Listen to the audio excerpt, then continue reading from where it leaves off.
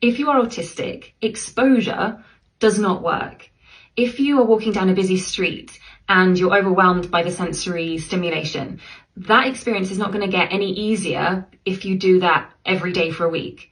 If you find a certain kind of social interaction awkward and confusing, it's not going to get any less so. You might just learn how to mask your experience of it. So on the face of it, that seems like quite a negative statement, I think. Oh, it's never going to get any better. It's always going to be this hard.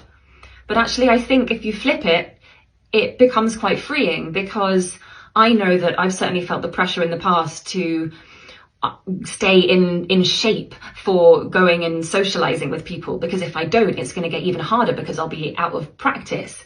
But actually, no. If I do or don't go to this social event today or tomorrow or the next day, it's not going to be any easier because I'm more used to doing it. It's still going to be exhausting and it's still going to be overwhelming.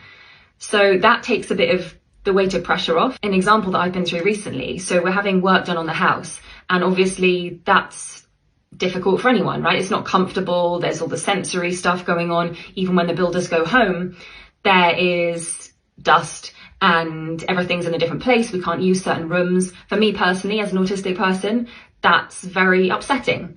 And yet my partner has acclimatized and adjusted to the new state of things, of having a bit more noise around during the day and of having the rooms in different places and using different areas for different things temporarily.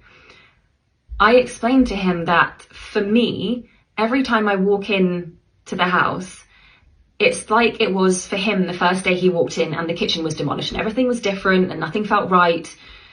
And whereas he's moved away from that feeling, for me, I have that experience every single time I walk in, right? So that really helped him make sense of what I was living with. And it made me feel better because it explained away why our experiences are very different and why I continue to find this process really, really difficult. I also had a therapist once who used to sit in silence until I brought something to the table that I wanted to discuss that day. And I guess for a neurotypical, the theory is that you get more comfortable with sitting in silence and are able to then dig deeper into your past self.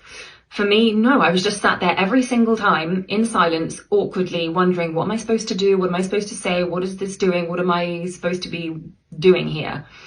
It didn't work. Surprise, surprise. So let yourself off the hook. We don't have to force ourselves to do things. If we feel like doing it one day because we've got more capacity, that's great. But if we then don't do it for 3 months, that's fine. That's totally fine.